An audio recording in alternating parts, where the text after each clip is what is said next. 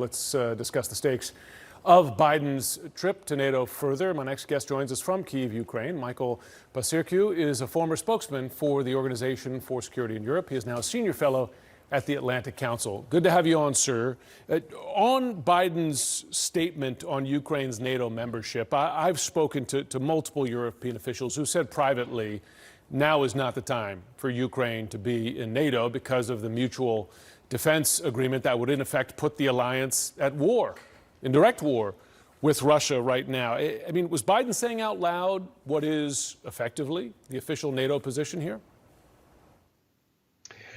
Good to be with you. Well, if there's one thing during this war, Biden has said one thing, for example, no jets for Ukraine, and then they changed their decision. But on admitting Ukraine, it's very strange because just a couple of hours ago, Ukrainian Foreign Minister Dmytro Kuleba tweeted that a consensus has been reached among NATO allies to lift the so-called membership action plan for Ukraine, which will basically expedite its entry to the alliance. So we haven't heard much else from any other alliance members, but Kuleba is a pretty straight shooter, and he wouldn't have said something like that if it wasn't happening. So that's a positive sign for Ukraine. But yeah, there are a lot of fears among alliance members that should Ukraine become a member while it's at war, this could escalate things with Russia. And that has been a big factor that's been deterring NATO leaders for a long time in this war, is provoking Russia further.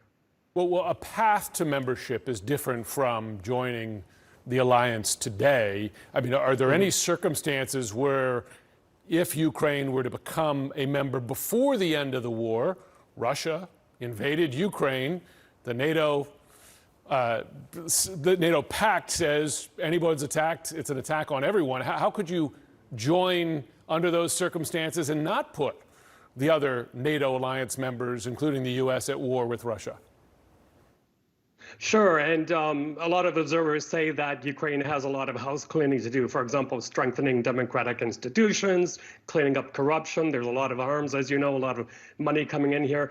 But look, the other thing we have to keep in our minds, Jim, is that Russia watches very carefully what NATO is doing. There's lots of talk of revamping NATO right now, creating these so-called mobility hubs.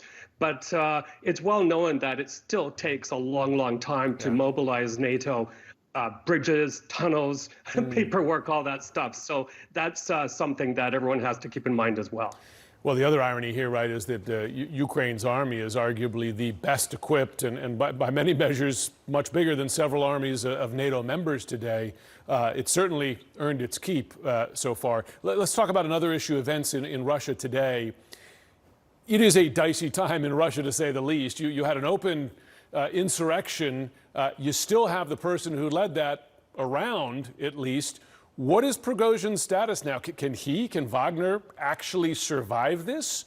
Or is Putin in a meeting like this looking for the plotters, in effect? You know, I'm going to stick to my line that I think the Kremlin is still scripting this, that they're playing us. Look, Putin and Prigozhin are codependent on each other, maybe not as much anymore in the war in Ukraine, but definitely commercially helping to fund Putin's war machine from extraction of gold and diamonds in Africa, but also being an extension of Russian foreign policy, providing security assistance to certain governments in Africa. So I think the other thing that might be happening here is Putin kind of sending a signal through the so-called coup that there are other people worse than me, other con men worse than me in the form of Mr. Prigozhin. So I'm going to dangle him out a bit. But what a head scratcher, and quite a meeting too as well, right? More than 30 people, something like 3 hours. But we haven't seen the end of this drama play out. Can the plotter coexist with the target of the plot as a practical matter for any length of time?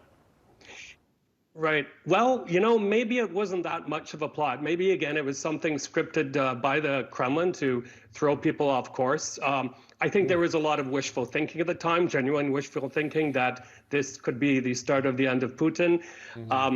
You know, there are a lot of what-ifs in this. And of course, the other thing Prigozhin did was put the first kind of chink in Putin's armor in terms of calling this a real war rather than a special military operation, that sort of thing, and also taking aim at Russian military leaders for the intense corruption, for sending their kids to Western schools and beaches and that sort of thing. So what an incredible plot, one that even Hollywood probably couldn't have scripted, but something the Kremlin seems to be pretty good at.